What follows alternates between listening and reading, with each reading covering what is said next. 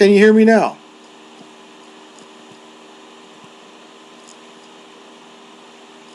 Can you hear me and see me? I started a new broadcast. Wait a minute. Wait a second here.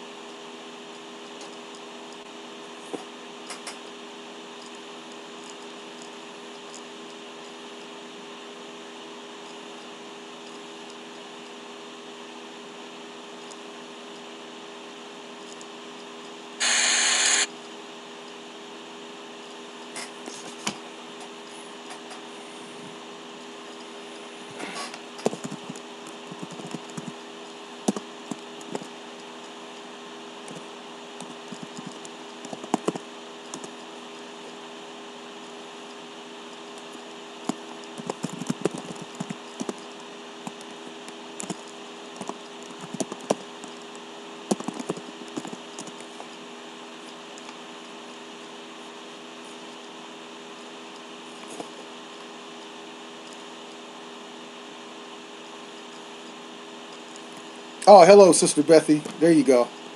Sorry about that. I guess it did return, but it was too late. I had ended it and to restart there. Sorry about that. So hopefully everyone can get over. So I guess the that happened because I showed the video. What do you think?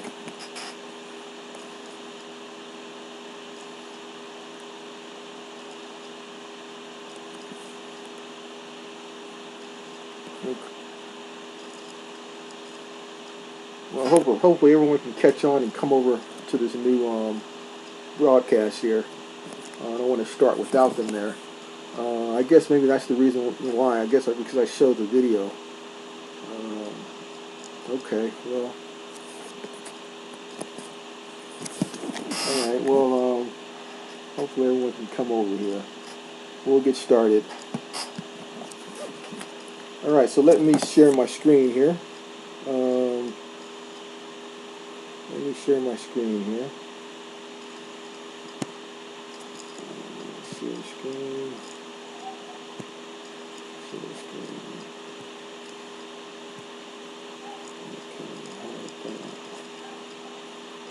Okay. Okay, welcome there, Karen. Everyone's back over here. Sorry about the technical problems there. Welcome, Skywalker. Sorry about that, family. I guess because I played the video, YouTube, cut me off for a while. Well, I guess I can't do that any longer. But the point was to get back to some of our roots, and as the title states here, family, we must preserve our future, and they're attacking us from all angles, and and if you notice what's going on here now, and first, family, let me share, again, my experiences. 30, 40 years ago, I was in a totally different level mentally, right? And greetings, Janet. And again, I did a presentation with the title called, "Don't Let Them Make You an Orphan." And see, when we don't honor our ancestors, essentially we're orphans, right? And it enables the opponent to take full advantage of that, right? And hence the Afrocentric movement, the Pan-African movement. See, family, let me impress this upon you. We can never actually kill them. They're like Dracula. We can actually get them out of our immediate area, but they will rise. Because as long as the majority of our people are ignorant of who they are, who their ancestors are, the maternal and paternal ancestors, then that will always allow, Afrocentricity, Pan-Africans to thrive. And they will find those people. So we can never get rid of it. We can only get it out of our area, but they will find the vulnerable and ignorant, and they will prey upon them and take full advantage of them. And right now, family, they have a whole new angle now, and I'm sure everyone's aware of the theme now is to take a lot of us over to Africa, um, and areas in West Africa to buy land, right? And so that's a huge thing that's going on right now. Back in the 80s and 90s, with Dr. Ben and Renoka Rashi and others, it was just about going back to tour Egypt and these romanticized tours, right? But now they've taken it to a whole another level where they're getting ripping us, taking our finances to get us to invest. Welcome, Bronze Flat Power God, and buy land over there, and many of people are getting scammed, right? It's a huge problem. But see, that they're only able to get away with that because we don't know who we are, right? And I used to be back in that frame of mind. I mean, I was the king of the Pan Africans at a point, right? And let me share a little bit of my past life here with the family here, real quick before I start the presentation. So let me go here, real quick here. So let me show you my previous.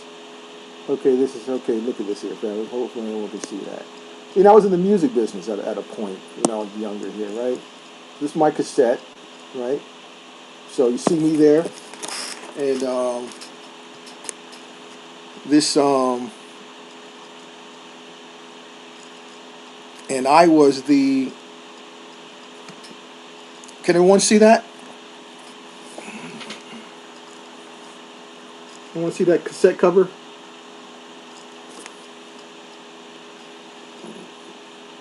Press 1 in the chat there if you can see that.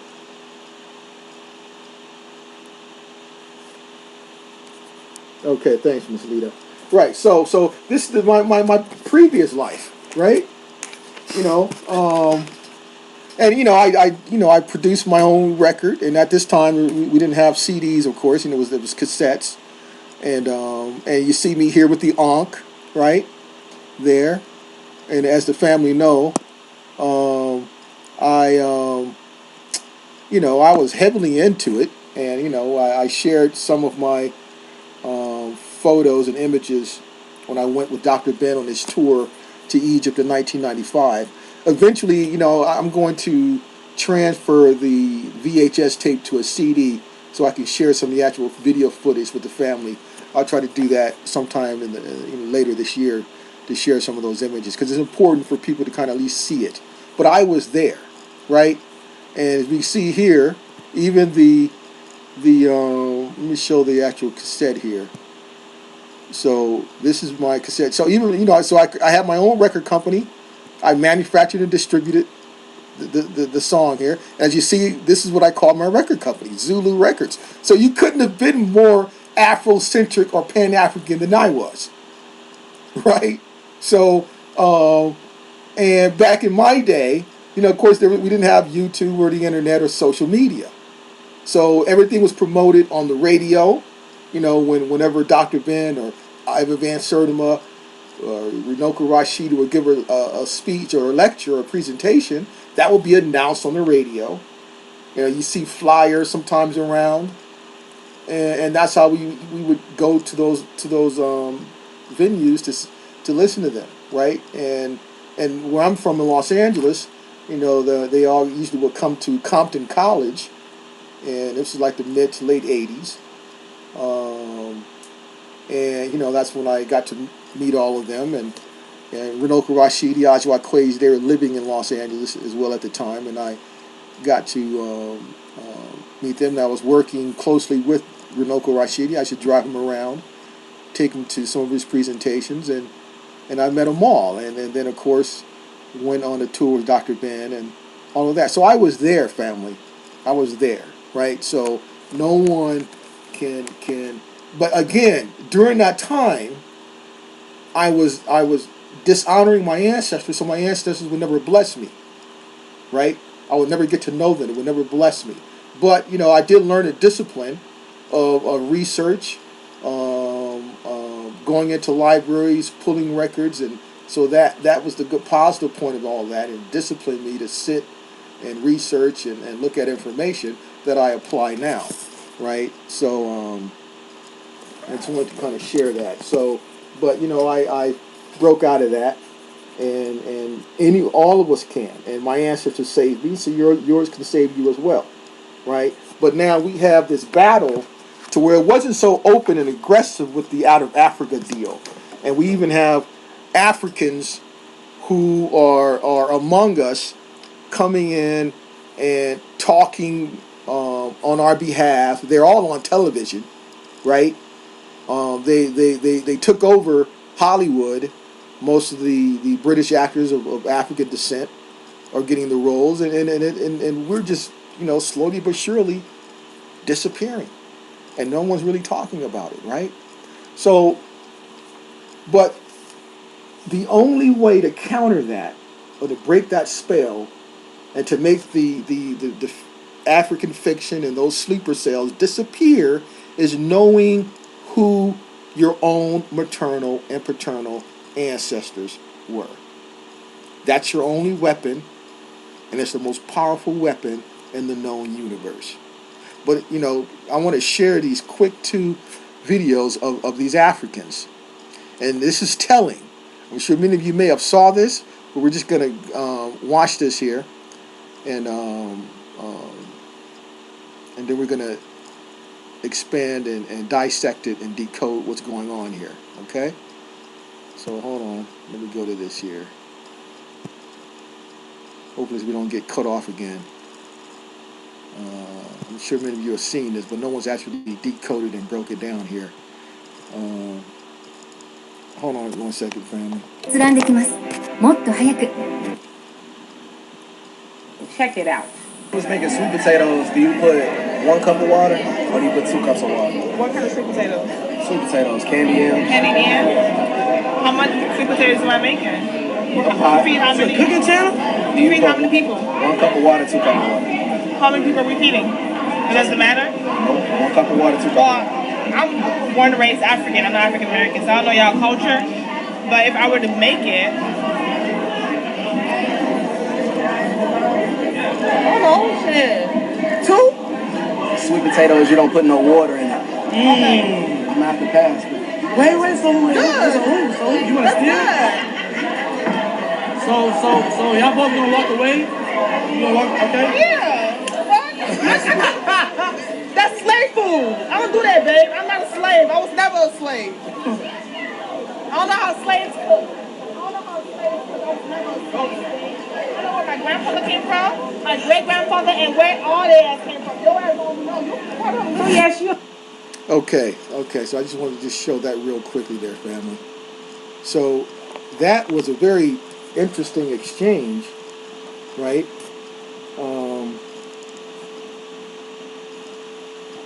Let's see here.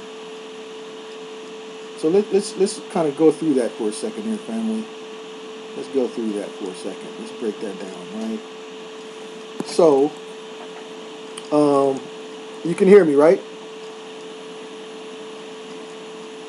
Then it cut us off again.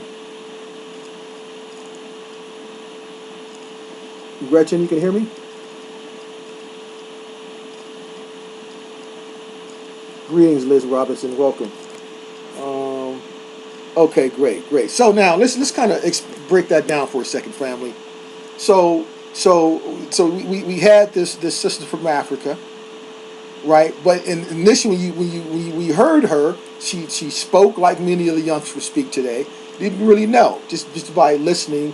But and so then the American brother, started kind of asking her specific questions that only we would know, right? And of course, she couldn't answer that. So then to protect herself, she said, "Oh, she labeled it as slave food. I was never a slave. I know who my grandfather was, and I know who my great-grandfather was." So she started getting into genealogy, right?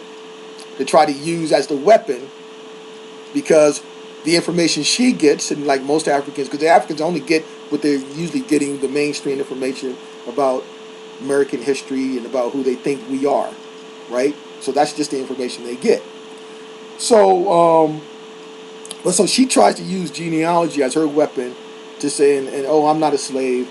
I was never a slave. And so that whole exchange family is very, very interesting, and it's telling of the situation we're in. Because right now in many locations in America, especially if they're first generation or second generation, they talk the same. You can't tell, but the nuances of culture, you can never learn that. And then you'll be exposed because you just certain parts of the culture you'll never know. But for her, she think it's slave food. That's fine, because our job is not to educate them. As a matter of fact, it's best to keep the Africans under the mainstream information, right? Because once we start, getting into our own paternal and maternal information, they're canceled. That's how you cancel them. That's how So once you go back to your fourth, fifth paternal, maternal ancestors, now that exposes the so-called out of Africa slave fiction, because the timeline would be exposed, right? And if anything, my advice to Africans is if you had your ancestors taken from villages a few hundred years ago, you should know that. I mean, the African sister did say she knew who her great-grandfather was, and he wasn't a slave. So that means that she would have known had any of her ancestors been taken from her village. And if that was the case, they should be looking for family members in America. But of course, that's not happening, right? So, and I'm not going to risk playing this other video, but this other video of an African talking about history and what happened after the Emancipation Proclamation, that it freed us. And see, they only know the mainstream information, family. And it's best to keep them there because we're not concerned with them. Once you get into your own paternal or maternal family members, then they no longer exist. And you can destroy the Afrocentric paradigm and spell, right? So let's get into the presentation here now. So we're going to kind of take a panoramic view. I want us to open up our historical lens, and let's look at our brothers and sisters to the south, South America that is, because this is pertinent. Now, this has been right in our face the entire time, and I actually got this book way back in, I think, 85. And everyone's familiar with it, but I originally, I purchased it back in 1985. And the cover, no one really actually dissected the cover. But we're going to do that together now, family. And so let me put on my first photo image here. And we're going to go over this here. We're just going to, okay. All right. So, I think this is it. Okay, this is it here. Okay, we all know this photo. This is from Jack D. Ford's book, right? Everyone's familiar with Jack D. Ford's book and the cover. But no one's ever talked about the cover, the painting image here. So we're going to go over that tonight, family. So, let me blow it up so everyone can see here closely. We're going to go in and dissect this here. Forensically, family. All right? Forensically here. Okay, let's kind of... So now just kind of from let's kind of look at the overall panoramic view, okay? So we have three individuals. And if you look closely at their dress and the gold ornaments on their ears and nose, of course that means they're of high status, right? Very high status. Let's go a little closer here, right? Look at that there in the shape of a half moon, right? And look at this individual here. He has this here, and this is gold. I mean, incredible craftsmanship, obviously, right? And then the other individual over here. But now, what is this image on the cover of Jack D. Ford's book? Okay, we're going to go over that there, family. So, we're going to now look at each one individually. So we see the three here, okay? And let's go back to, okay, now actually the three, let's return to the first image so I can kind of just give you an overall analysis. So this is actually the king. He's the king. These are his sons. They're the princesses. These are his sons. He's the king, and these are his two sons. Okay. Now, so now let's break it down one by one. Okay, this is the son on our left to the king. He'll be on the king's right, but he's on our left. Let's blow it up closely. Okay. All right. You see that there. You see the incredible craftsmanship and the workmanship. Matter of fact, we go in a little closer on that ear. See that there? Not only do we have this gold piece here, but if you look closely there, those actually look like diamonds, studs on his ear here and there on the bottom. All right? Then we have the half moon earring dangling on the bottom of the right ear. And because we have this here in the nose here, right there. Now, actually, family, when I went to Spain, I showed some of those images on, I think, on A1's channel about 3 years ago. I'll share some of those images in the future, my trip to Spain there, back in 2012. Now, this painting, is actually housed in the Madrid Museum in Madrid, okay? And we're going to get into deeper details as to when it was painted. But let's just look at the individuals on here. So let's go to the next one. And this is the up-close image of the king in the middle. Right? See that there. See their hair. See that? And he has a mustache there. Real up-close image there. Okay? And he has a little goatee there. All right?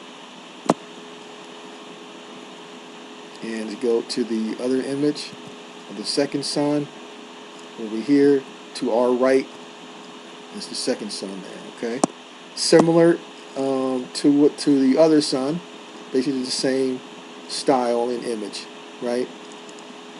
All right. So now over here, now to the very right of the painting, there's an inscription here, right there. There's an inscription there, okay, right there. And so we're going to get the English translation of this here in our next image here. But that's Philip III, okay, Catholic King Philip III, and something about him there. So and here anno 1599. So this painting image was painted in 1599, family, okay, 1599. All right. So now let's go to the little information about the painting here, okay? So let's kind of go over this together here. Blow it up so everyone can see. 1599 painting of chiefs of northern Ecuador. So Ecuador, this is, and so the painting represents the portrait of Don Francisco de Orobe, 56 years old, according to the inscription on the painting itself. So that's the image of the middle. The king in the middle, his name's Don Francisco de Orobe, and he was 56 years old in 1599. Okay? With his two sons, ages 22 and 18, named Don Pedro and Don Domingo. In the region of Esmeralda's north coast of Ecuador, okay, the two chiefdoms dominated by, they say Afro-descendants settled. One is this. Okay, this is what they say, right? But if you're the king of an area, you're not going to be some foreigner coming from Africa to be the king of that area there, right? Let's keep reading here. So it says the relationship with the Spanish and the conversion to the new Catholic faith, being baptized together with his Indian wife, Donna Juana, and approves the construction of a church in 1578 near his home in the Bay of San Mateo in Quito. Okay, so that's the name of the kingdom, that king and his sons that they rule over. It's called Quito. In Quito, during the visit of the mulattoes in 1599 to give peace and obedience to the king of the royal court, they were honored by the order. That means order. Who present now? They're calling them mulattoes, family. Okay, now let's go back to the image again. They're calling them mulattoes. Okay, so they're basically saying that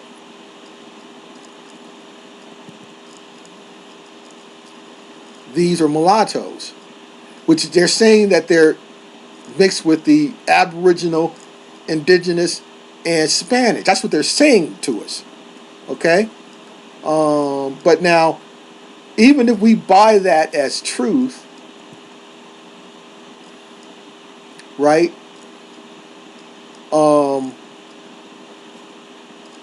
He wouldn't. I don't think they'd look like this if we were to believe the cover story that if we're thinking Spain way over there, were pale skins, they wouldn't look like this as mulattoes, right? And I don't buy the geographical location of what they were calling main Spain at the, or of course it wasn't called Spain at that time, but what they're saying there, because we know they hijacked geography. But let's get back to the little article here, information, right? So it says here, they were honored by the order, who presented them with numerous presents, fabrics, weapons, and iron utensils. It is then that the famous portrait that he sends to the new king of Spain, Philip III. Now we saw that inscription with Philip III, and this Philip III is painted together with the detailed report of the pacification of Esmeraldas. Now he's saying here there's a strong resemblance in the face of Don Francisco de Orobo, that's the king in the middle, with other portraits of the time that show the same arrangement. Head slightly displaced to one side so that one ear is visible. Now he's saying here, in the specific case of the portrait of the King of Portugal, Don Sebastian, with the cross of the Order of Christ, dated around 1575. So what he's saying is the king in the middle image is very similar to other images, such as the King of Portugal, Don Sebastian. Now, one more thing I want to analyze real quick, family, before we move on here, is the clothing. All right? Look at the clothing here.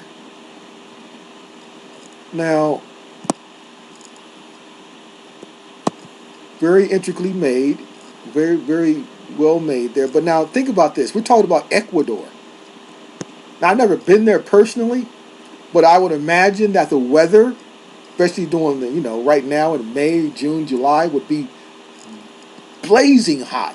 Correct me if I'm wrong, family. If anyone's ever been there, or we have any family members in the chat who's actually from Ecuador, I would assume that these type of garments would not be, smart, right, to wear in Ecuador, right? So I don't know what the winters are like, but the point is this. They want us to believe that foreigners came and somehow forced them or influenced them to start dressing this way. But how do we know that this is... it's just questions I have, family. What are the chances of Aboriginals in Ecuador changing their dress? Not just regular individuals, but the king and his sons altering their dress, because if it's hot, I wouldn't wear this. I don't think they would wear that. What do you think there, family? Was this something that was part of their culture? This dress and this design? What do you think? But again, so 1599, Ecuador, the royal family, this is what the people would look like. Right? This is what the people would look like. So I want to show this other video here. I'm gonna risk it because this is key here about South America and the immigration. So hold on, family. It's not too long either. Let's see here. Let's go right here. Okay. We need to see this here. So we're gonna risk it. Okay. Here we go. This is one of the first free black towns in the Americas, San Basilio de Palenque, Colombia. Listen to the drums, explore the murals, and study the dancing. It was founded around 1603 by self-liberated Africans who escaped from the slave ports of Cartagena, Colombia. Spanish colonizers relentlessly tried to destroy this town, but centuries later, it's still standing. And this is the only black president Colombia has had. They purposely erased him from history books. Government officials even sent his official presidential portrait to Paris to whiten his appearance. You may not have expected to find stories like these in Latin America. See, the dominant narrative is that racism doesn't exist in the region, just class issues. And I'm here to tell you that is a lie. Pero es que no hay negros en la Argentina. It's a very convenient cop-out for Latin America and for Latinos, Latines to say, well, it's not as bad as the U.S., and they're right. It's worse. This is a story about Latin America's long and brutal history of erasing and silencing black populations and its ploy to whiten society.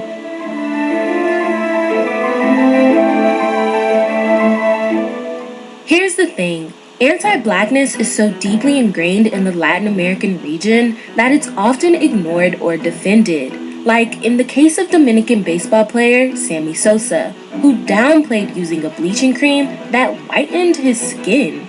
From Peruvian newspapers using 159 different racist adjectives to describe African-descended people, to terms of endearment like mi negrita, which actually stem from the idea of people as property, to blackface, used as a form of entertainment.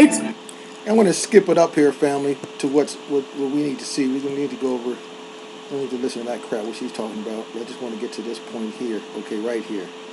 This is it right here. The immigration part. Our faces. To understand how deep anti-blackness runs in the region, let's go back a couple of centuries, starting with the wars of Okay, not there. Hold on. Let's skip up a bit. Skip it up here. Skip up here.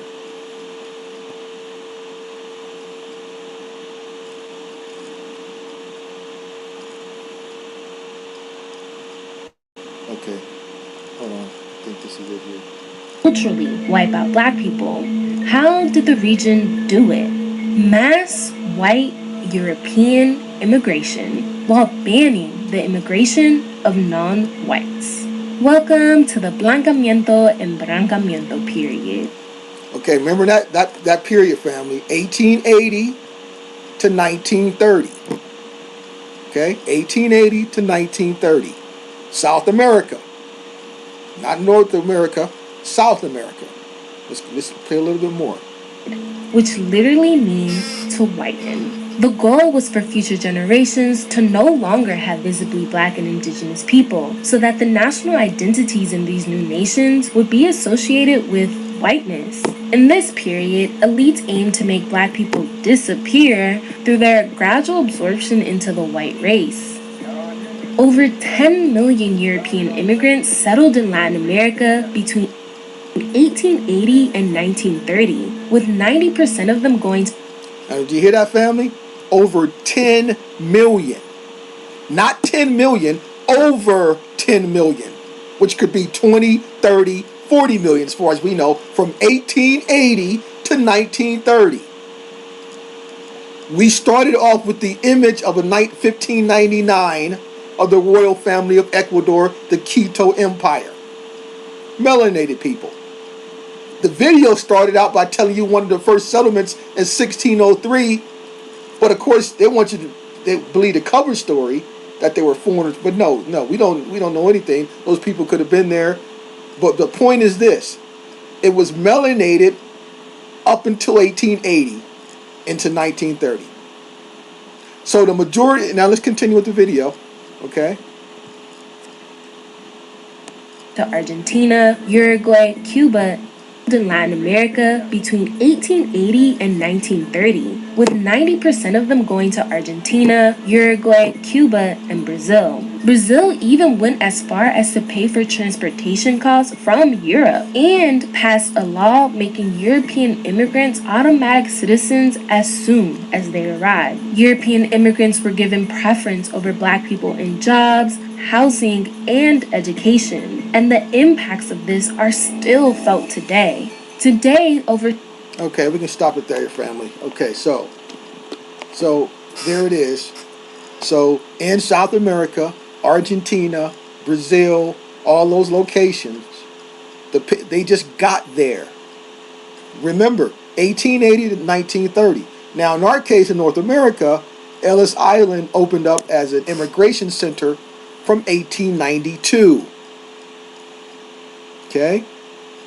And so from 1892 to right around the same period, 1930, 1940, tens upon millions of them came through Ellis Island. All right? So we saw then all the pale washing happening, the changing of the stories, putting themselves into the stories, putting themselves into the original time period in the 1600s, right? That they were there the entire time and that they set up the infrastructure, the same spell, the same fiction, right? So I just wanted to point that out there about the situation, what's going on with our brothers and sisters in South America there, and you know they have a lot of issues as well down there. So, but you know, hopefully they can settle their situation. But we got to fix our own personal situations first, and the way to do that is to start honoring our maternal and paternal ancestors, finding them, and confirming what national treasures they may have left us, right? Because that's what's going to free us. Now, as always, I want to feature an important individual that we're all familiar with, and that is John Arthur Johnson, better known as Jack Johnson. Hold on here. Okay. Johnson. Okay, so let's start here with this image here of him first. Okay, let's blow this up here. So this is Jack Johnson, okay, coming off of a ship here in the early 1900s, okay? This is him here. One of his females there coming off the ship. And of course, all these people, and he was like a god to them all. And let me go to the second image real quick. And this is a more up close image. Here he is right here, up close. John Johnson, okay, aka Jack Johnson, right? Very daptly dressed. And of course, in his day, he was a multi-millionaire many times over. And if you look at the date, the year says 1910. Okay. Right there. Then I want to also show this image here, real quick.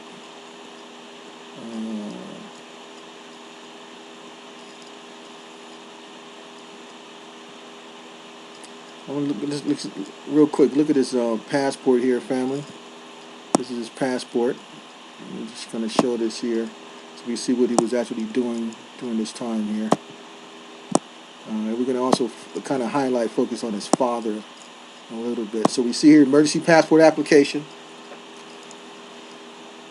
John Jack Johnson, issued March 5th, 1920, a native and loyal citizen of the United States, hereby applied to the American Embassy at Mexico City, Mexico, for an emergency passport for myself. I solemnly swear that I was born at Galveston, Texas, in the state of Texas, on March 31st, 1878, that my father, Henry Johnson, was born in North Carolina and is now residing, it was basically dead now at that time, right? I am the bearer of a passport number 545 issued by the Embassy, Madrid, Spain, on February 2nd, 1919, that my legal domicile is in Chicago, Illinois, my permanent residence being at Chicago, Illinois. I last left the United States on May 13th, arriving at Mexico via Spain and Cuba on March 15, 1919, where I am now residing for the purpose of boxing instructor on behalf of self. So for 6 years, he was actually living abroad, family. Spain, right? And I have resided outside the United States at the following places for the following periods. General travel in Europe, France, England, Germany, Spain, from 1913 to 1919. Life was very good for Jack Johnson family. Of course, being wealthy, but we're told, some called Jim Crow was brutal, and times were hard, right? But I wanted to feature him because we're going to now get into a little bit of his paternal genealogy, his father, for a second here, okay? Henry Johnson here, okay?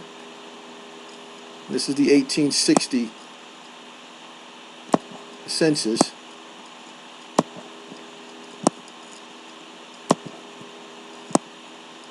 Okay. Free inhabitants in Bridgewater, in the county of, what is that? Muskogee, state of Pennsylvania,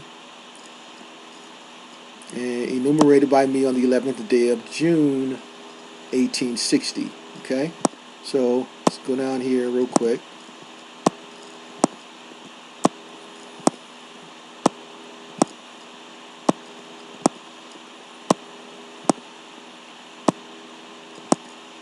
Okay, yeah, right here. Okay, so we see here his father, Henry Johnson, was 21 years old at the time, and he was a laborer. Okay, in this particular, in the the Deal household.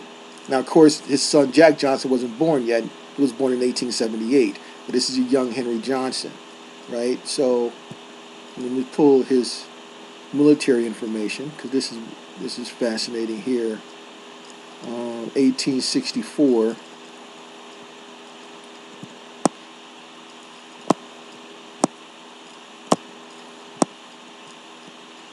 Okay, so this is enlistments at Baltimore, right? And for the week ending Saturday, August 13th, 1864.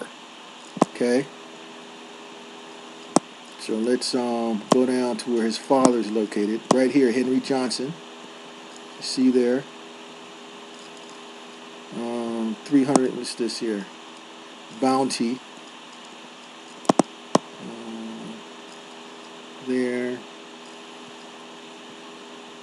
And his residence, Maryland, Baltimore. We see here it has physical description. So it says here, where born and personal description, occupation, eye color, hair color, and complexion. See all that? Now, if you notice there, so you see all that, okay? And we go down here for the complexion and physical description of Henry Johnson.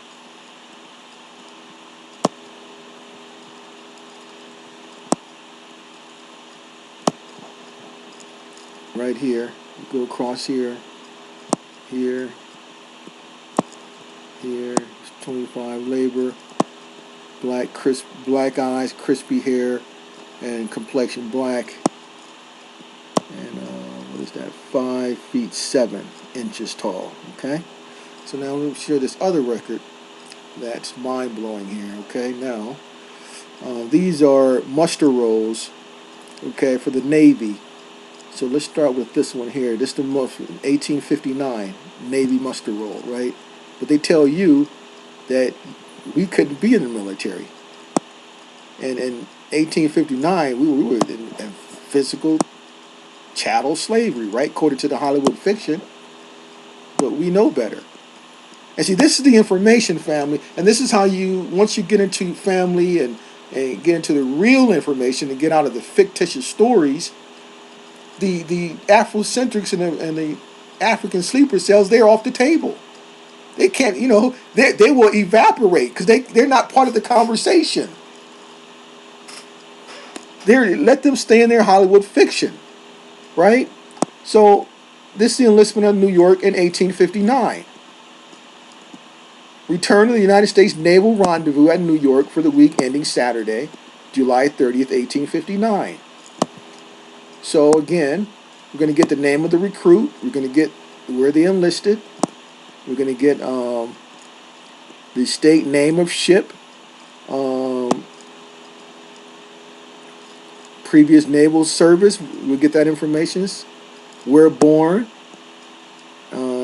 city, town, state, age, occupation, and again the physical description, right?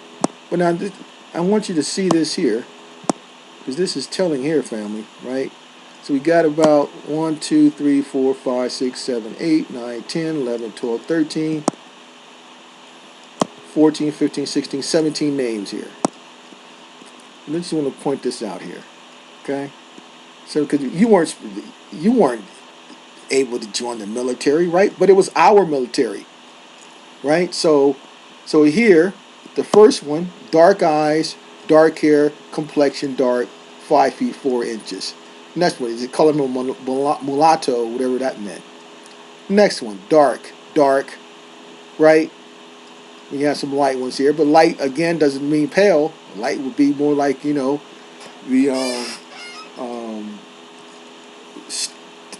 Stephen, what's his name? A lot of us and our family members are, right? Here, dark, right? Like dark, but these are Navy soldiers in 1859. And we look at their occupation, right? Many of them, it says here, what is that? None. Maybe they didn't have a job, right? But another one was a cooper. What is that? A sail maker. He's none. Another was a barber from New York. Another was a blacksmith from France, dark complected. And here's none. He's dark. But you see that nothing here mentioned that they were in chattel slavery according to the Hollywood fiction, right? So, and we can go. They're everywhere here. Muster rolls here, and I got a whole list of these muster rolls from the Navy in the 1850s and 60s with melanated brothers in there as soldiers with jobs and occupations, living their lives, right?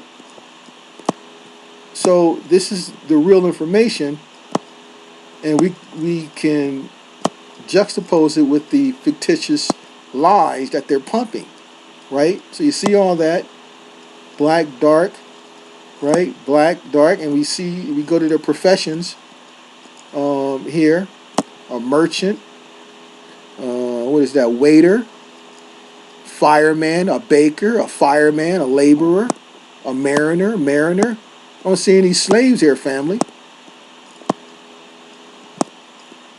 You see how refreshing it is once you step out of the fiction and get over to the real world? So I just wanted to kind of share that. And if anybody want these muster rolls, reach out to me via email. But if you are a descendant of Lord John Jack Johnson and Henry Johnson, you have a job to do, right? And I didn't show this, but when Jack Johnson was in prison, he actually created a patent. He improved upon what was it, the wrench, right? And I went to the United States Patent Trade Office website, and it's all, his patent is in there. That he did that when he was in jail, right? So yeah, I mean, you know, um, this is what we have to get through. So now I want to get to this here. Now I showed this information on A1's channel about 3 years ago, but I haven't showed it on my own information, on my own channel. So I'm going to share that information that I shared with the family 3 years ago. I'm just going to revisit it and re-emphasize it because it's kind of very, very important about our position during this time here. Okay, so now remember I did a whole presentation on the Muskogee nation, and I presented the Muskogee Constitution and the Muskogee financial power that they had, from the 1800s all the way up until like 1940, right? And let's kind of go over that again. So let's blow this up here.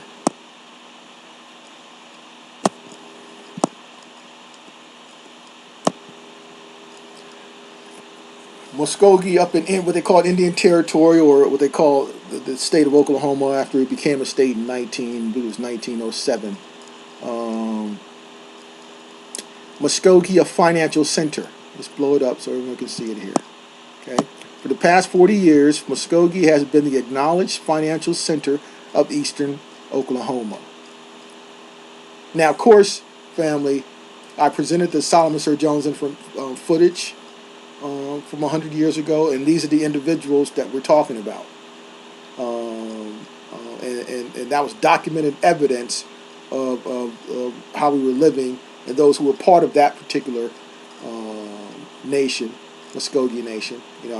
Unfortunately, I'm not part of that, but we still have to honor them there and their achievements. But let's just reiterate their achievements again. Now remember, Muskogee was separate from the United States, separate nation.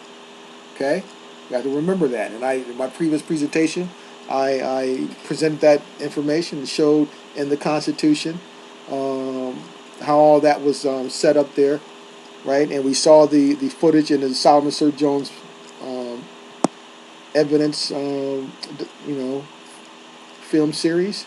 Now let's go over some of their impact here.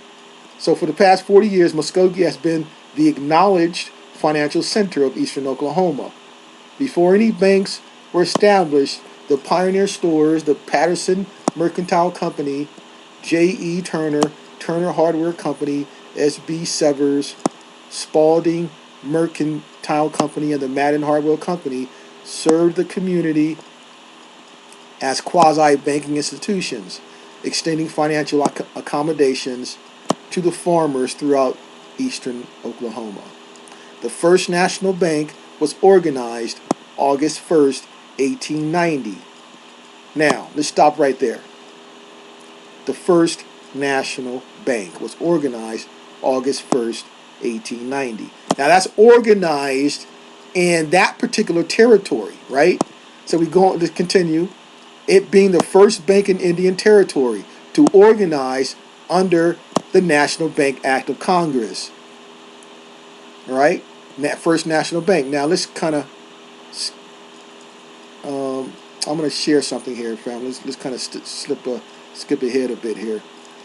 The First National Bank, right? Now, remember, I actually want to share something here. Let's see here. When I went to Mississippi last year, and wherever I travel, You know, see, architecture, you know, our culture has many facets and components. Architecture is one. Of course, food, dress, art, etc., science, etc. But architecture is one. And whenever I travel, the architecture kind of talks to me. And then, you know, I came out of a location, and then there it was, right in my face. And it talked to me, and it said, and that structure, I'm going to share right here, right now, family. Right here. Look at this. And I saw this, and look at, what does it say right there? First National Bank. This is Mississippi. So, and I remember when I took the photo of the structure, I remember the presentation when I presented the Solomon Sir Jones video a few years before about the First National Bank branch in Oklahoma, right? So, so we have that there, and let's go to the next image. So this is kind of a panoramic view. We can see it all here. So look at that structure, family, just sitting right there in Greenville, Mississippi. Now this is an ancient structure. It's no telling how old the structure itself is, right? But now if you see up close here, we see that it says chartered 1887 as a bank. It was chartered 1887. Now, we just read that the Oklahoma branch, First National Bank, there was chartered 1890. So that means it wasn't originally created there, but here we have a Mississippi location of the bank being in this location before it was in Oklahoma, right, by 3 years. Now, the chartered 1887 family is when it became a bank. It doesn't mean about the structure itself, because the structure itself could have been something else before it became a bank. But the point is, architecture talks to me, and this is a very ancient structure, right? Now, let's kind of skip ahead. Remember the First National Bank. Now, in the Solomon Sir Jones video, he talked about that, and I'm going to share. We're going to skip ahead. Now, this is from the Solomon Sir Jones video. I took a screenshot. Remember this. First National Bank, first organized by what? Negroes in America. Which means the First National Bank family is one of our old banks. See, not only did they try to, you know, control our lands, but we got to remember the banks our ancestors had. They had their assets in those banks. They took that as well. But the First National Bank, first organized by Negroes in America. And of course, this is the Bowley branch. And we saw this in the Solomon Sir Jones video there. Right? Now, of course, this bank here in the Mississippi location, we go here, it's a historic site. So we see here, on the side of the building, property has been placed on the National Register of Historical Places by the United States Department of the Interior. Okay? So this is one of our old banks here, First National Bank. Established by Congress, which would have been our Congress at the time, right? So, now let's go back to the information here on Muskogee here real quick. Let's go back to that. Okay, so now we understand what the First National Bank is about. Okay, but this one was organized August 1st, 1890 in Indian Territory. Okay, and then we have here, it says here, the Commercial National Bank, the second largest bank of eastern Oklahoma, opened its doors for business on December 13th, 1899. Right, so now let's go to this next image here. Matter of fact, let's go to the one that talks about the... Let's go look at this here, family. Okay? So this is just some of the cash deposits. Okay? The cash deposits in these several banks on the 31st day of December 1921 were as follows. First National Bank, $4,840,927.91. The deposits, family, in 1921. It's 102 years ago. Now, we calculate that value today, we could be talking, upwards of maybe 80 million plus, maybe at the time. Commercial National Bank, 3.4 million, 3.5 million basically. Muskogee National Bank, 2 million. Exchange National Bank, 2 million. Central State Bank, 931,000. Security State Bank, nearly 1.4 million. Okay? Now, these aren't pale skins, family. These aren't Hollywood Mexican-looking Indians. We saw the image and what they look like in the Solomon Sir Jones documentary. Now, we're not going to go back over that, but I just wanted to share the financial position the Muskogee Nation was implementing and the level they were at in the 20s. Now, of course, this will go back way before that, when they had their infrastructure, their city, towns, and etc. Way before that, but this is just here in the 1920s of them thriving. When now let's go to this here. Okay, right here. Now, at the bottom here, Muskogee County Court. Let's read this here. The Muskogee County Court is one of the largest, if not the largest court of its class in the United States. Now we're just not talking within Muskogee jurisdiction, family. We're talking about the entire United States. This is competing with the United States now. So the Muskogee County Court is one of the largest, if not the largest court of its class in the United States. Some time ago, the Muskogee Daily Phoenix published the following account of the scope of its work. Measured by the volume of business transacted, Muskogee County Court is the biggest court in the world. Now, we just went outside of the United States to the world, family. Administering, let's go over to the next page.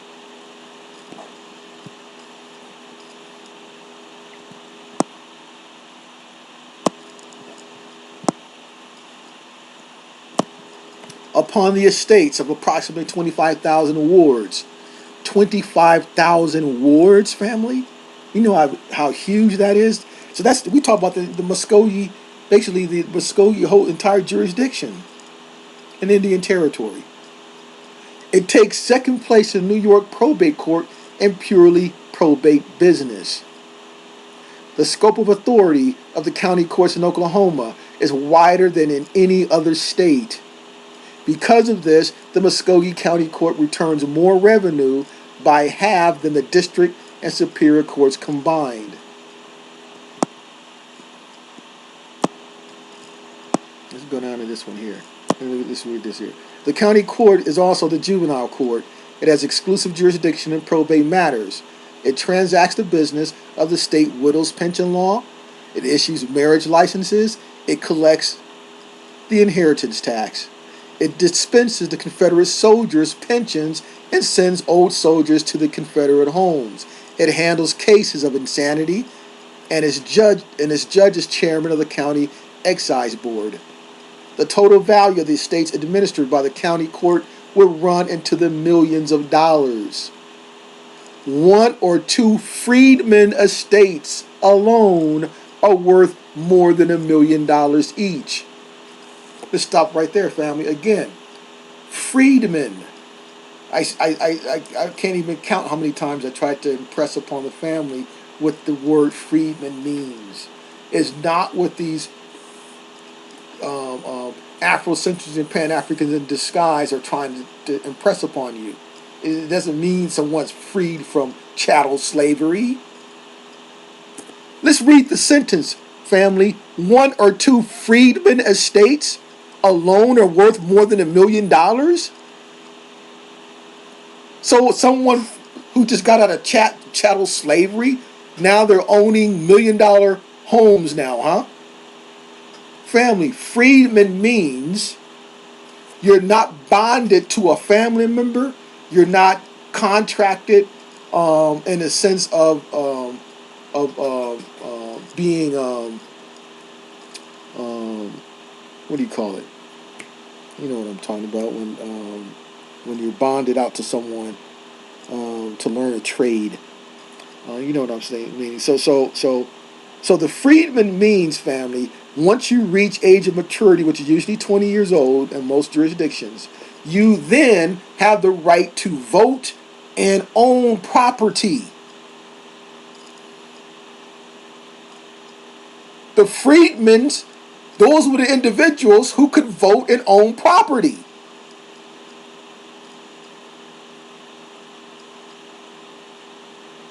So where are we at now in 2023, family?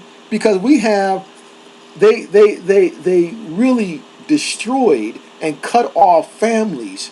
So many of those families up in Indian Territory whose ancestors owned land, they are cut off from that now because they're under the belief that, oh, the freedmen, you were a slave of some Hollywood-looking Indian. And they brought you over through what they call the Trail of Tears, all this Hollywood fictitious narrative stuff, to get you onto that spell so they can continue to benefit off your ancestrals' lands. But the freedmen, those are the ones with the $1 million estates, family.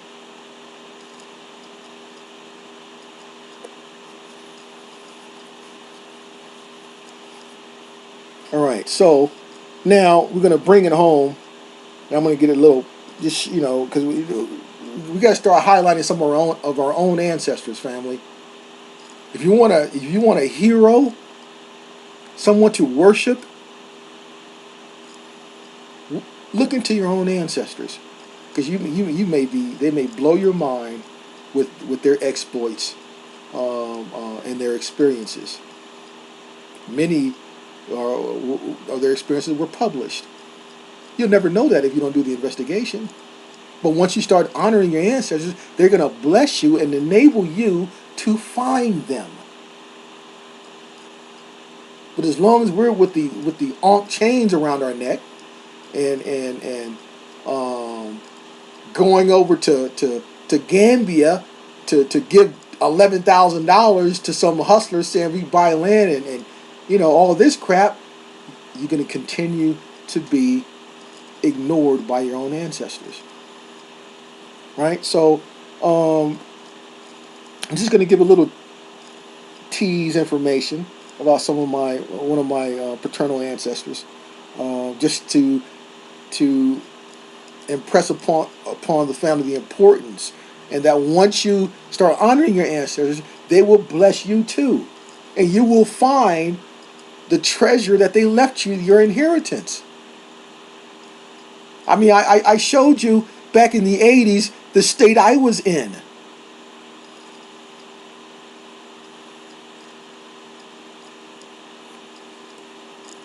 Right, so let me start off here. Let me show this sign here. So both my maternal and paternal ancestors were in Louisiana from right around the on my maternal line was Father Presley, who was actually born in Darlington, South Carolina, and he moved to DeSoto Parish in Louisiana in the early 1840s. Okay, and he had his first child was his son Isham Presley, and he married Lottie Pouncey, then of course Lottie became a Presley, and then from Lottie, her daughter Carrie, and then my grandmother Ruby, right, and then of course my mother. So my maternal line would go up to that Presley, and then it was Stephen Presley who left Darlington he born in 1820, left Darlington right around 1843-ish, because his first son Isham was born in Gloucester Parish in 1845, right?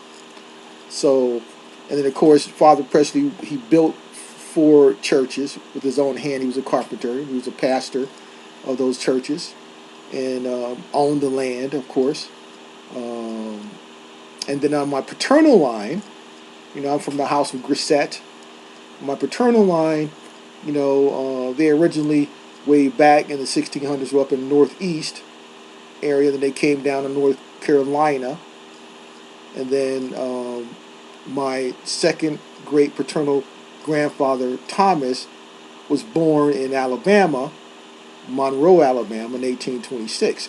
And matter of fact, see, once you start getting into your ancestors' genealogy, you'll learn their migratory patterns, family. And then so Thomas left Alabama, and then he went into what many would call northern Louisiana, because southern Arkansas was actually some considered northern Louisiana. So he went into Arkansas, Union County, which is the southern part, bottom of Arkansas, closer to northern Louisiana. And then in early 1860s, he moved down to Bossier Parish, Louisiana. And then he kept moving. And I have him on an 1880 census in Kansas. Okay? So, but I want to share, let me show this image here. And just share a little story. Okay, this is the Isaac. Now, this sign is up right now in Bossier Parish, family. Now, again, what I'm up to is claiming ancestral lands. That's what I'm doing. And then once I finish claiming my land here in Bossier, Louisiana, I'm going to go after this parish and get this sign taken down or removed. Now, let's read this here, family. The arrest of Isaac Williams and his men.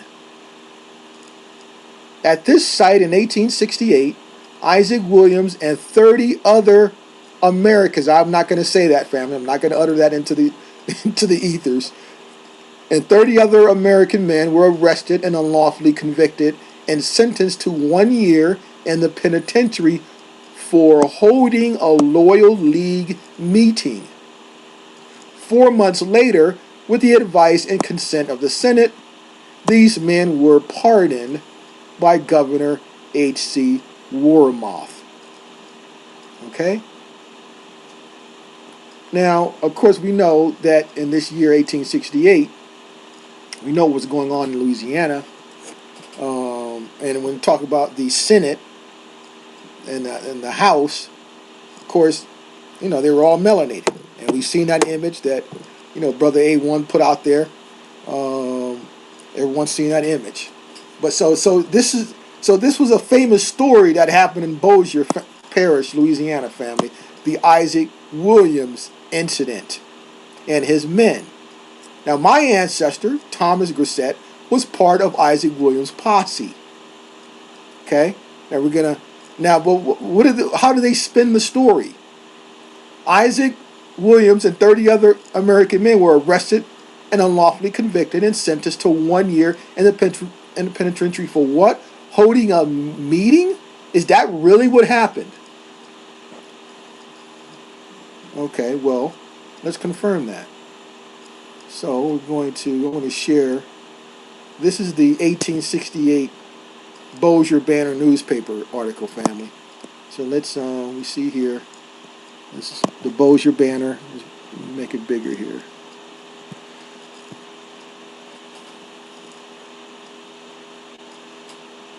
Okay, you see that, the Bossier Banner, right? And this is 1868 edition. So let's go over to the third column.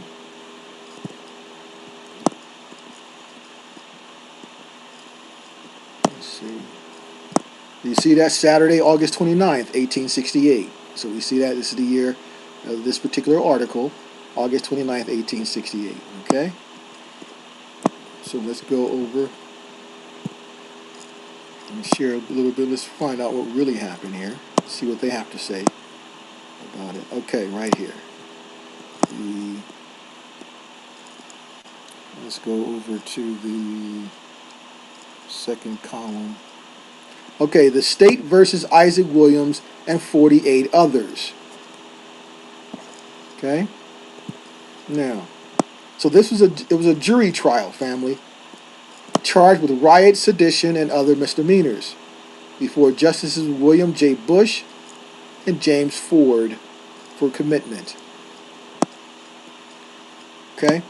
J. Oscar Hill's sworn testimony states that he knows Isaac Williams, Jack Watkins, Isham Williams, says he is a jailer of the parish of Bossier and received the prisoners as jailer, did not receive all the prisoners on the list first received. Received in the first number George Sanders, Dan Webster, Mose Thomas, Charles Williams, Armstead Bailey, Henry McDonald, Pompey Allen, Isham Williams, Jabez Marshall, Reuben Touch, Tom Grissett, that's my ancestor, Lewis Davis, Warren McDonald, Randall Thomas, Owen Jefferson, John Watkins, John Jones, Jack Johns, Abram Prince, Jim Robinson, Sam Abrams, Reuben Williams, Zach Davis, Sam Watkins, Abram Weiser, Henry Berry, George Tuck, Wiley Bullard, Charles Griffin, Stephen Hilton, Jim Bryant, Wally Hardy, Reuben Jenkins, George Washington, Sam Harris, etc. Okay? Now, let me just go over quickly to the third column, because I want to go over something. Okay, right here. Just briefly see what they have to say about what happened here. The general rumor through the neighborhood was that the freedmen, this is down there, they keep using that term now. We already know what that term means, really. It's the landowners and who had the right to vote. Right. So the general rumor through the neighborhood was that the freedmen were collecting from various quarters of the parish for a fight with the whites. Okay? But the billboard didn't tell us that. All right? Let's go to the fourth column. Go to the fourth column here. Hold on. Now, I kind of went over this in a previous presentation. General rumor. Let me share this here real quick here.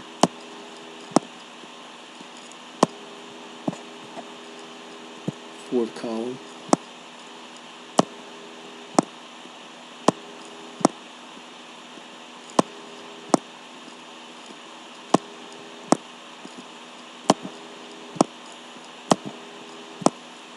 So they got their posse together, and my ancestors was there as well, to basically kill to use their exact words, from the cradle, the pale skins in the area. The very few there weren't a lot of them. And they were pissed off about something, so they all gathered like 50 deep, shotguns and guns, etc. Okay, right here. Okay, now let's blow this up. A general rumor in this section founded on threats made by the freedmen was that they intended to kill the whites and take possession of the point. Okay, so that little area that they were at, they wanted to get rid of them, to take it over. And then, in a previous article I did in the previous presentation, they had mentioned also that they want to, from the cradle, get rid of them. It's their country. Freedmen saying this is our country, and yeah, they just didn't want them there. But the point here is 1868, and they had to bring in the army to trying to settle Isaac Williams and my ancestors and the other men, part of the posse, down, right? But now, family, all of these men in particular. Now, I'm going to show a little information on my own ancestry. But Isaac Williams' family, he has like 6 land patents. Major landlord. George Washington, another major landlord. And of course, my ancestors, Thomas Grissett in particular, he has, an 80-acre land patent in Bossier, and he has 161 in northern Louisiana or southern Arkansas. Okay? So these freedmen were landlords. All right? So, so this is 1868. So, but the sign that I showed you sits up there, they were arrested for having a meeting. They didn't mention about that they were prepared to go down, with shotguns on the horseback to kill pale skins. The sign didn't say that. Right? Now, I don't know what the beef was, but they were serious. And it's not this cowardly image and with these Afrocentrics and pale skins giving power to these pale skins and with the term supremacy to put fear and to break you down to that you have no power and they were just dominating you the entire time. That's all part of the spell, family. But you don't fall victim to any of that. So I'm gonna share this 1874 article real quick. This one here. So 1868 they had that issue. 1874. Here, let's read this. Republican meeting. In pursuance of an order issued by the State Central Executive Committee of the Republican Party of Louisiana, the Republicans of Bossier Parish, by delegates, met in convention at the courthouse in Bellevue on the 25th day of April, 1874, for the purpose of electing a parish executive committee. On motion of T.H. Hutton, Judge L.W. Baker was elected temporary president. Now, Emperor Thomas moved that a committee of 5 on credentials be appointed by the chair. It was carried.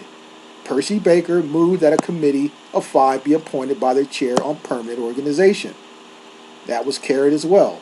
The chair announced the committee as follows.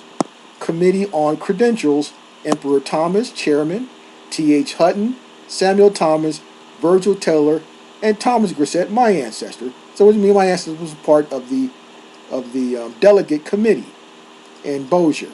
And it's 1874. But again, family, all of these individuals have what in common? They're major landlords. And it's just not, it's a generational thing, family. It's a generational thing. So, like with my ancestor, Thomas Grissett, his father, William Jesse Grissett in Alabama, major landlord. William Jesse's father, William Grissett in North Carolina, major landlord. And all the way down the line. Okay? And then, of course, Thomas's son, Pinckney, he also was a major landlord there in Bossier. And it stopped right there. But what they planted was and left the keys for us to go back and to reclaim it. Okay? So, I want to read this here, and we're going to bring it home and make it stay personal again here. And I want to share this with the family here. We hear a lot of things about the Homestead Act, right? And again, they've been lying the entire time. People are under the impression that the 1862 Homestead Act was the government giving acres of land to pale-skinned immigrants coming over. Well, I mean, it's comedy, family. It's comedy.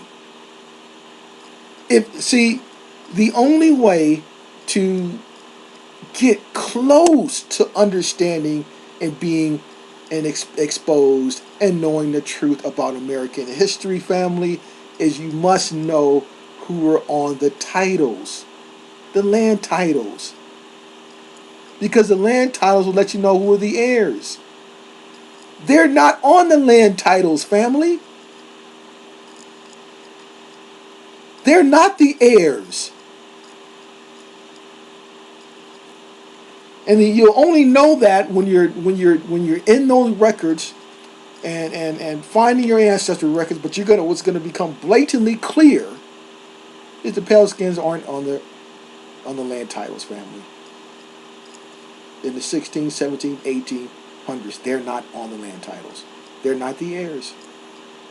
And so you will start understanding why you have to be from somewhere else. Because if they could mentally and psychologically strip you and pull you away to get you focused on some fantasy land, they can control the land right up under your feet. That's been the entire game right there. It's all based on the land. So the 1862 Homestead Act has nothing to do with pale-skinned foreigners. A settler can come from territory in Alabama and settle in Louisiana. That's a settler. So let's read this here real quick here. All right.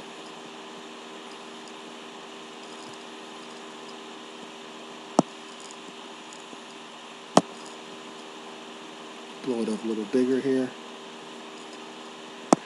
Homestead on state public lands. Any person who is the head of a family or who has arrived at the age of 21 years and is a citizen of this state shall, from and after the passage of this act, be entitled to enter 1/4 section or less quantity of unappropriated public lands of the state upon which said person may have filed a preemption claim, or which may at the time of making the application be subject to preemption, to be located in a body in conformity to the legal subdivisions of the public lands, and after the same shall have been surveyed. Be it further enacted that no lands acquired under the provisions of this act shall in any event become liable to the satisfaction of any debt or debts contracted prior to the issuing of the patent therefore. So it's not even subject to any debt, right? The public lands donated by Congress to the state of Louisiana shall be subject to entry and sale at the rate of 75 cents per acre. It's a great deal for any number of acres. And any person making affidavit that he or she enters for his her own use and for the purpose of actual settlement and cultivation. And together with the said entry, he or she has not acquired from the state of Louisiana under provisions of this or any act, graduating state land more than 160 acres, according to the established surveys, shall be allowed to enter 160 acres. Okay? So, it's 160 acres with the act of May 20th, 1862, and that's one of the federal acts issuing the United States federal land patents. And it talked about an affidavit, right, family? So when you make that affidavit under oath, and you're swearing all that, and that you will only maintain this land for your own benefit, which means you can't sell it, you can't alienate yourself from it. So it's inalienable, okay?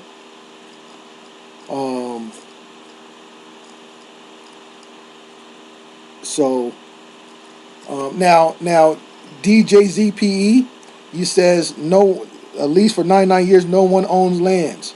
All live on the land. That system, Noble, changed. Okay?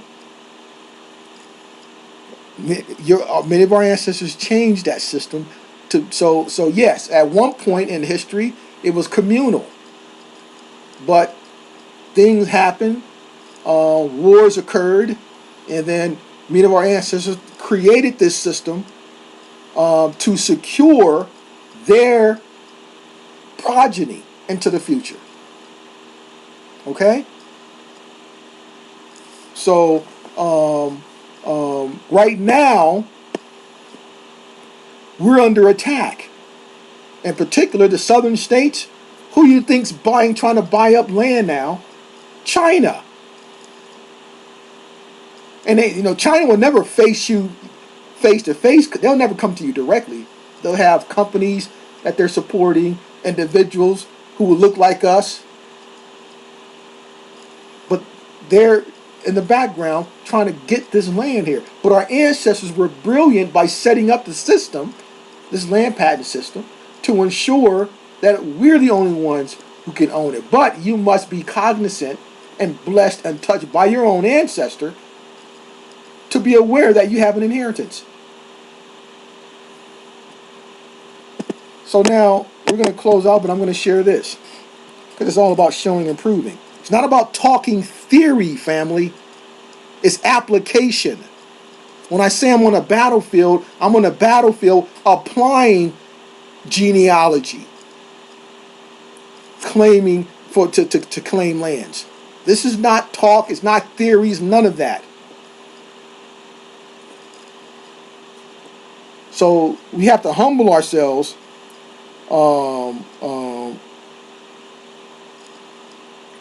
And it's not about us. It's honoring your ancestors. And if you're the ones who's not going to claim your ancestor left you an inheritance, it's on you if you fail to realize that and fail to claim it. Right? So let me share this real quick. And this is kind of information you will never see, family, because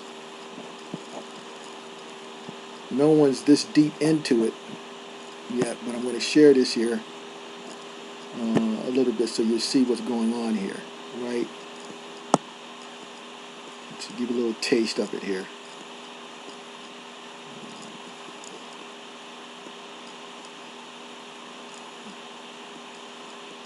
Okay.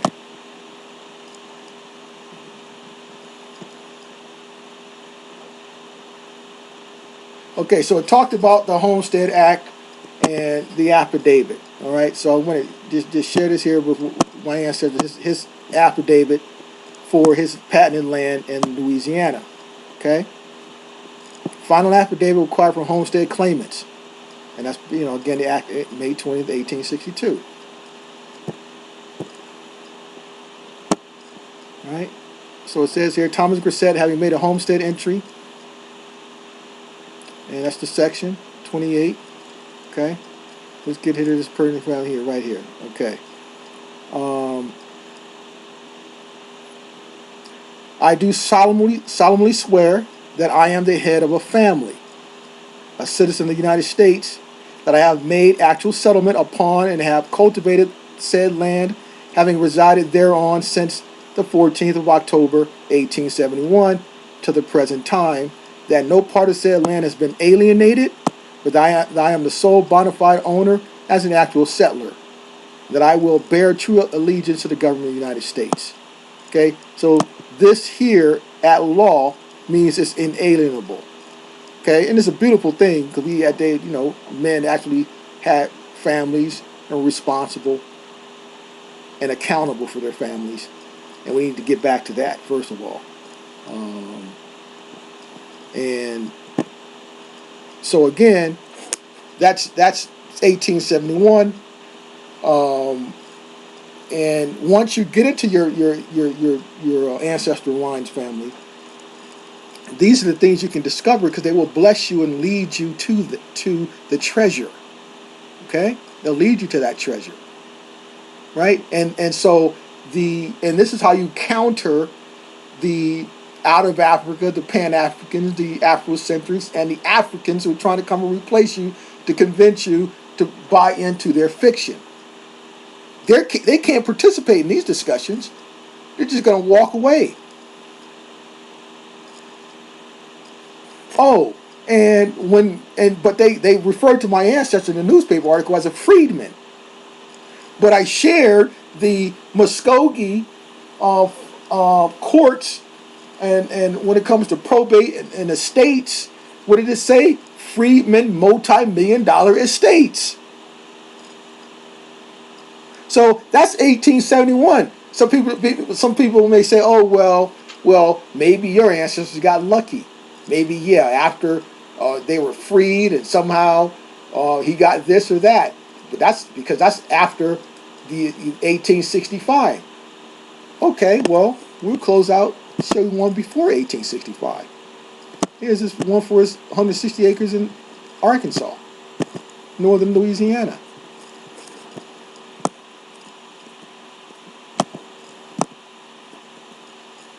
And what's the year? 1857. That's before the Civil War, right? I enter.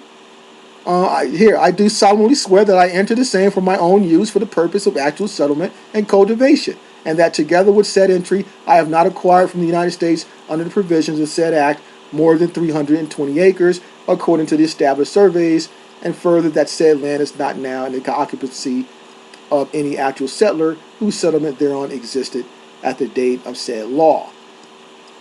Okay, it's 1857. Way before the so-called war. See, so we've been living in a fiction, family, and as long as we are cut off, and as long as we keep dishonoring our ancestors, they will prey upon us because you are an orphan. If you don't know who your parents are, you are an orphan, and you will be subject to abuse and contempt and sorcery.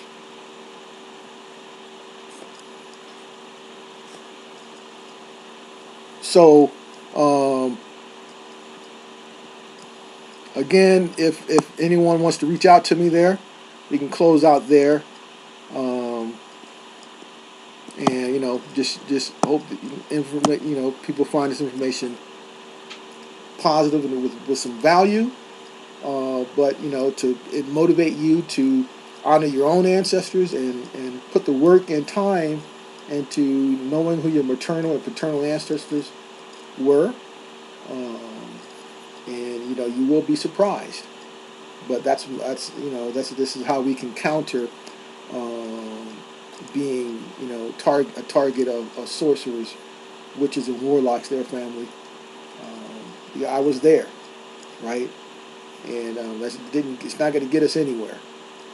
So, because if you had ancestors actually on a different continent, it's not about you going there spending money to buy land. Because if you had ancestors from there, that means you have a bloodship, airship right to the land via inheritance. You wouldn't have to buy anything. You see, but as long as we're ignorant and that orphan status, we'll be targets. We're basically food for everyone else, their family. So let's start getting to, because we're running out of time here, family. They're replacing us at a fast pace, and it's open and explicit. They're not even hiding it anymore. And at this rate, the majority of us won't be around in the next 50 to 100 years. Okay? So, but with this here information, because we are the heirs, that's why they had to create this whole out of Africa movement. You have to be from Africa, so you will not uncover the truth. You'll not discover that you are an heir, and to prevent you from ever making a claim on your ancestral lands, you have to be focused on something else. And they pump in billions of dollars to that effort there, family. And they, but right now things are different than they were back in the 80s and the 90s. Many of you are fortunate. I wish I was in your position to be exposed to this kind of information back in the 80s. But everything happens for a reason. We had to go through those levels to get to this particular point, right? And it's my duty to share my experiences with the younger generation. So, you'll be in a better position than I was, right? You have the information. So there's no excuse now. You just have to put the work in. All right, with that, family, thanks a lot, and have a good night. And I may be back with another presentation shortly, focusing on more interesting history. there. So thanks a lot. And sorry for the technical difficulties there. I guess I cannot play videos live like that. But we'll figure it out. Okay? So have a good night.